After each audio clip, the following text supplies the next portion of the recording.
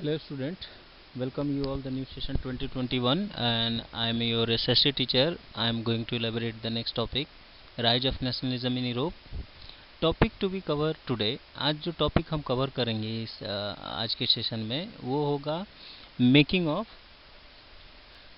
Germany in Italy. Germany और Italy का निर्माण पढ़ाएंगे।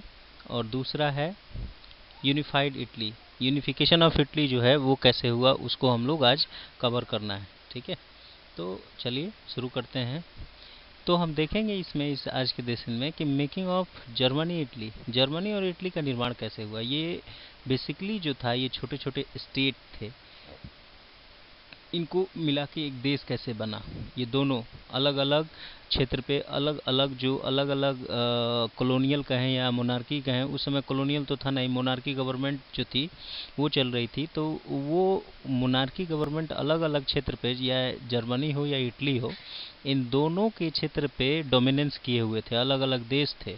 ठीक है, तो उसको पढ़ेंगे कि निर्माण कैसे हुआ इसका, और यूनिफिकेशन ऑफ इटली या इटली का यूनिफाइड कैसे किया गया, एकीकरण कैसे किया गया। चलिए, making of Germany and Italy. चलिए स्टूडेंट, आज हम देखते हैं इसमें टॉपिक को। तो पहला टॉपिक है liberal initiative to the nation building in Germany was repressed by the monarchy and military and supported by the large landowners called junkers of Persia। ठीक है, लिबरल्स जो थे, जो लिबरल नेशनलिस्ट थे, ठीक है, जो उनका आइडिया था नेशन स्टेट का, उनको दबाया गया। पहले हाफ में उनको दबाया गया मोनार्की और मिलिट्री के द्वारा, और पहले सपोर्ट भी किया गया था लैंड ओनर्स के द्वारा। ठीक है, जिनको जंकर कहा जाता था, ये पर्शिया के थे। बाद में पर्शिया ने ही इसके खिलाफ मोर्चा खोल दिया, यूनिफिकेशन के खिलाफ। Prussia took leadership for the national unification with the Otto von Bismarck as a architect. एक चीज़ यहाँ ध्यान से समझने वाला चीज़ है, शायद मिस्टेक है, कि liberal initiative nation building Germany was repressed by the monarchy and military and supported by the large land owners called junkers of Persia. Persia के जो पहले राजकुमार थे, राजकुमार कह रहे हैं, जो जंकर्स थे यानी लैंड ओनर्स थे, उन्होंने पहले हाथ में तो राजाओं का एक तरीके से कहें कि साथ दिया, कुछ न कहना एक तरीके से साथ ही देना होता है। तो बाद में वहाँ के पर्शिया के जो एक लीडर थे जिनका नाम है ऑटोमन बिस्मार्क, उन्होंने इसकी न्यूज़ मतलब क्या उसकी बागडोर संभाली लीडरशिप की, और वो आगे गए। उनको ऐसे आर्किटेक्टर भी कहा जाता है। तो जो टॉपिक आज का है जर्मनी और इटली का, उसमें देखना ये है हमें, आज जो हमें पढ़ना है उसमें ये देखना है कि ये जर्मनी और इटली का निर्माण कैसे हुआ। तो पर्शिया ने सबसे पहले जो है जर्मनी और जर्मनी को आज़ाद कराने के लिए, खासकर जर्मनी को यूनिफाइड करने के लिए मोर्चा संभाला, और उसमें ऑटोमन बिस्मार्क सबसे पहले आगे आए। ठीक है, इसके लिए पर्शिया को, जो ऑटोमन बिस्मार्क थे वो पर्शिया के थे, तो इसके लिए पर्शिया को लगभग 3 वॉर्स लड़ने पड़े 3 देशों के साथ। एक था ऑस्ट्रिया, दूसरा था डेनमार्क और तीसरा था फ्रांस। ये 3 देश को कैप्चर किए हुए था पूरे की पूरी जर्मनी पे। तो जर्मनी को आज़ाद कराने के लिए ऑटोमन बिस्मार्क जब वॉर में गए तो उनको 7 साल युद्ध लड़ना पड़ा इन 3 वॉर में 3 देशों के साथ। ठीक है, ये युद्ध तो ख़त्म हुए, ठीक है, और इसके दौरान वो जीत भी पर्सा की हुई। ठीक है, एकीकरण की प्रक्रिया जो है वो पूरी हो गई। ठीक, जनवरी 1871 में वर्साय में एक समारोह में, ठीक है, वर्साय में एक समारोह हुआ, और राजा विलियम्स प्रथम को, मतलब पर्शिया के जो किंग थे विलियम्स फर्स्ट या विलियम प्रथम कहें, उनको जर्मनी का जो है सम्राट या साम्राज्य कहें वो घोषित किया गया। जर्मनी के राष्ट्र निर्माण में, जो जर्मनी का राष्ट्र निर्माण की प्रक्रिया ने प्रशा ने जो मतलब दर्शाया, अपना जो शक्ति दर्शाई, अब कम तो नहीं कहा जा सकता है कि एक देश जो है वो 3 देशों के साथ लड़ता है, ऑस्ट्रिया, डेनमार्क और फ्रांस के साथ, इसकी आज़ादी के लिए, खासकर जर्मनी के, और उसको पूरी तरह से आज़ाद भी कराता है। इन तीनों जो देश डोमिनेंस लेके रखे थे जर्मनी पे, उनको आज़ाद कराने के बाद जो है उसका जो एम्फेसाइज था, एम्फेसाइज का मतलब होता है new state emphasize modernization of currency, banking, legal and judicial system in Germany. ये मतलब था कि जो नए राज्य जर्मनी की मुद्रा, ठीक है, बैंकिंग, कानूनी तथा न्यायिक व्यवस्थाओं के आधुनिकीकरण पर काफ़ी जोर दिया गया। ठीक है, पर्सा के द्वारा उठाए गए जो कदम थे, ठीक है, उनकी कार्रवाइयाँ बाकी जर्मन के लिए अक्सर एक मॉडल बना। मतलब कहने का मतलब है कि जो उन्होंने स्टेप लिए वो बाकी के देशों के लिए एक, या जर्मनी के बाकी के स्टेट के लिए एक रोल मॉडल बन गया। तो हम ऐसे देखते हैं कि कैसे जर्मनी को यूनिफाइड किया गया। तो चलिए एक बार हम इसका रिव्यू करा देते हैं कि जर्मनी का यूनिफिकेशन कैसे हुआ। ठीक है, 1848 के विभिन्न इलाकों को जोड़कर निर्वाचित संघ द्वारा राज्य राष्ट्र निर्माण की प्रक्रिया चालू हुई थी। लिबरल इनिशिएटिव करना चाहते थे नेशन बिल्डिंग का प्रोग्राम को, लेकिन वहाँ का जो डोमिनेंस रूलर था, चाहे वो फ्रांस, तो उन्होंने ऐसा करने से मतलब उनको रिप्रेस किया, दबाया और सपोर्ट भी किया गया। बाद में पर्शिया ही आगे आया, लीड किया। ठीक है, और नेतृत्व संभाला जर्मनी को यूनिफाइड करने के लिए। जब जर्मनी यूनिफाइड हुआ, एकीकरण किया गया उसका। एकीकरण का मतलब पहले छोटे छोटे देश, छोटे छोटे राज्य जो थे, देश कह रहे हैं, छोटे छोटे राज्य पे अलग अलग देश राज करते थे, तो उसको सबको भगा के उनको, ठीक है, और भगा के उन सभी बटे हुए राज्य पे एक करना, एकीकरण करना, तो उसको किया गया पर्शिया ने। इसमें 3 मतलब युद्ध लड़े पर्शिया ने अलग अलग देशों से। उसमें ऑस्ट्रिया था, डेनमार्क था, फ्रांस था। 7 साल युद्ध चला। बाद में उसकी युद्ध में विजय हासिल होती है।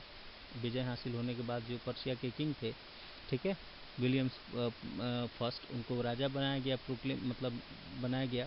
ठीक है, उनका पूरा नाम जो था काइजर विलियम फर्स्ट। जो पर्शिया के राजा थे उनका पूरा जो नाम था, उनका नाम था काइजर विलियम फर्स्ट। और ये जो है वर्सेल्स में इनकी सेरेमनी जो होती है, ताजपोशी होती है, ठीक है, वहाँ पे होती है हॉल ऑफ मिरर में। शीश महल जो था बेसिकली 18 जनवरी 1871 को बहुत ठंड थी।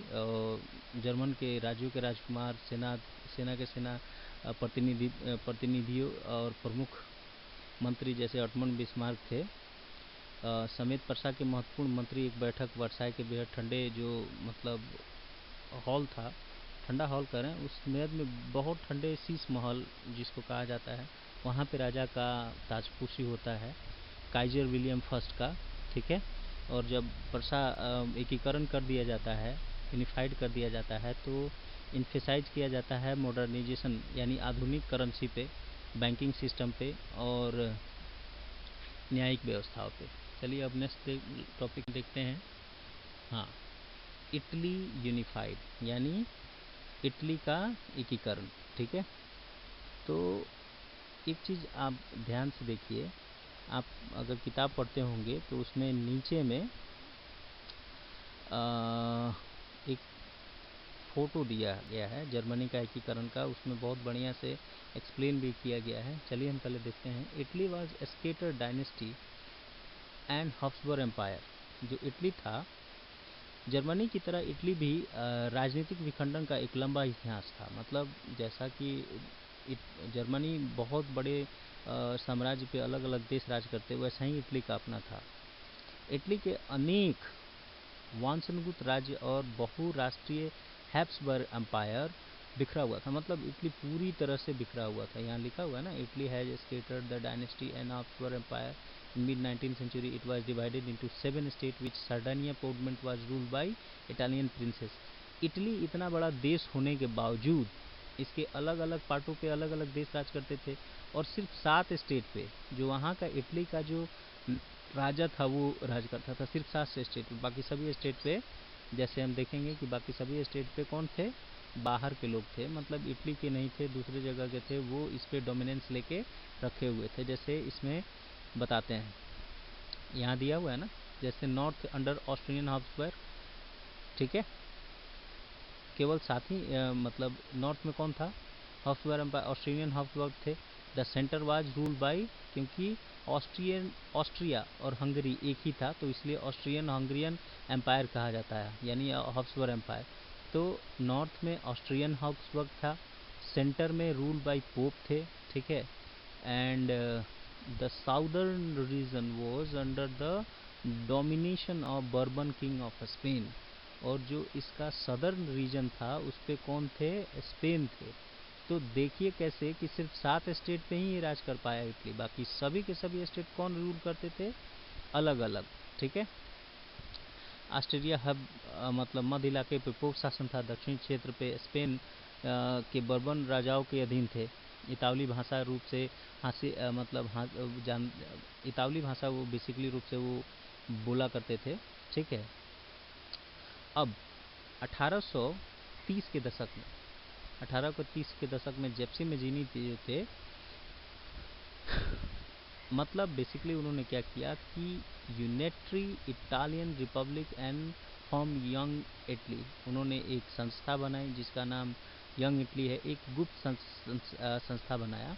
1831 और 1848 में क्रांतिकारी जो है विद्रोह की असफलता से युद्ध के जरिए इतावली राज्यों को जोड़ने की जिम्मेदारी सार्डिनिया पिगमेंट के शासक विक्टर इमानुएल द्वितीय पे आ गई। जो पहला हाफ था, failure uprising in 1831 and 1848 meant Sardinia Pugnant was now under king ruler Victor Emmanuel to unify Italy state of war। देखिए मतलब ये था कि इटली को पहले हाफ में जब ये जिप्सी मेजीनी जाते हैं यूनिफाइड करने के लिए तो हार जाते हैं, तो सारा का भार किस पे आ जाता है, वहाँ का जो सार्डिनिया पुगमेंट का जो राजा था जिसका नाम था विक्टर इमानुएल सेकेंड, ठीक है, वो अब आ जाता है, उस पर जिम्मेदारी आ जाती है। ठीक है। फिर क्या है, unified Italy gave possibility for economic development political dominance.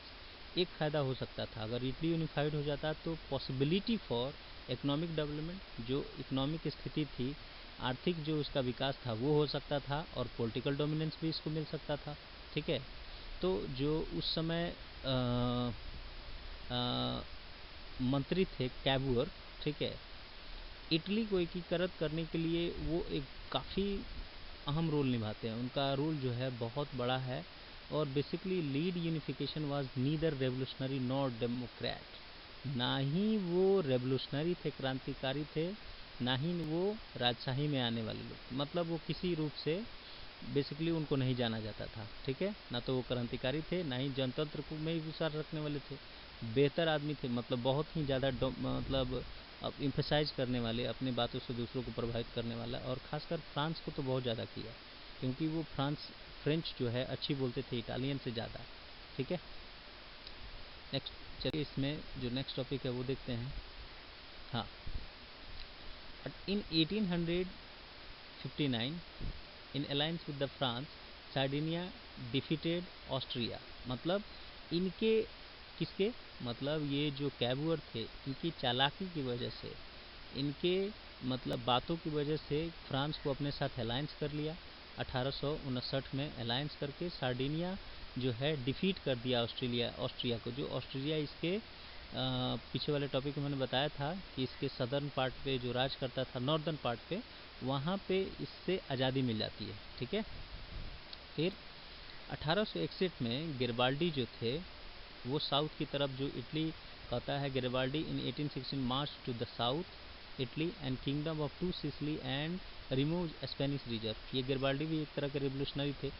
तो मतलब ये कंट्रीब्यूशन सबका रहा, चाहे वो मेजीनी हो, चाहे वो गरिबाल्डी हो, चाहे वो कैबुअर हो, चाहे वो विक्टर इमानुएल सेकेंड हो, इनकी वजह से ये सारा चीज़ हो पाया। तो गरिबाल्डी क्या करते हैं, अपनी सेना लेके मार्च करते, मार्च मतलब आगे बढ़ना होता है। साउथ की तरफ जो राजा था, स्पेन रूल कर रहा था वहाँ पे, स्पेनिश रूलर था, उसको वो हटाते हैं। इन 1861 विक्टर इमानुएल सेकेंड जो है प्रोक्लेम किया जाता है किंग ऑफ यूनाइटेड इटली। जो एकीकृत इटली था उसके राजा घोषित किए जाते हैं विक्टर इमानुएल सेकेंड। ठीक है। Much of Italy was illiterate, अशिक्षित थे लोग। ठीक है। ज़्यादातर लोग जो थे वो अशिक्षित थे 1860 या 61 के दशक में। ठीक है। मतलब निरक्षर थी, मतलब निरक्षरता दर काफ़ी ऊंची थी। ठीक है। अभी भी उदारवादी राष्ट्रवादी विचारधारा से लोग पूरी तरह से वाकिफ नहीं थे। ठीक है। यहाँ लिखा हुआ है ना, क्या लिखा, much of Italy unaware of liberal nationalist ideology. ठीक है। दक्षिण इटली में, ठीक है, जिन आम किसानों ने गैरिबल्डी का समर्थन दिया था, ठीक है, उन्होंने इटालिया के बारे में कभी कुछ नहीं सुना।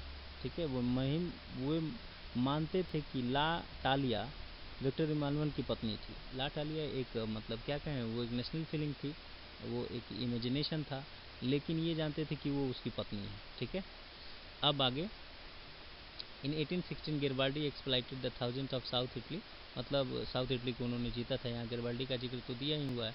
Volunteer joint were known as red shirt, उनको इस नाम से जाना जाता था, रेड शर्ट के नाम से। In 1867 Garibaldi lead the army to the volunteer to Rome to fight the last obstacle of unification of Italy, जो आखिरी बाधा था इटली को यूनिफाइड होने में, वो था पेपल एस्टेट। ठीक है, पेपल एस्टेट कब्जा में था फ्रांस के, तो फ्रांस को वहाँ से हटाया गया। France garrison was एस्टेटन।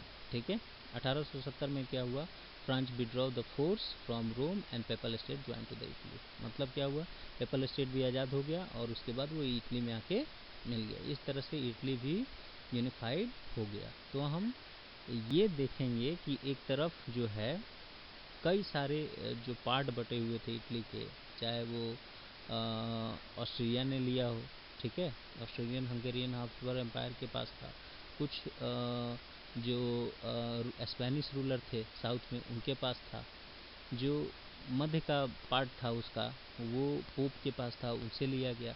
तो इस तरीके से हर एक आदमी, और उसमें चाहे वो कैबुअर हो, गैरिबाल्डी हो, मेजीनी हो, अलग अलग लोगों ने अपना किरदार निभाया। इस तरीके से जो है मेजीनी और चाहे और भी रेवोल्यूशनरी ने मिलके इटली को यूनिफाइड कर दिया। ये टॉपिक हो गया ख़त्म।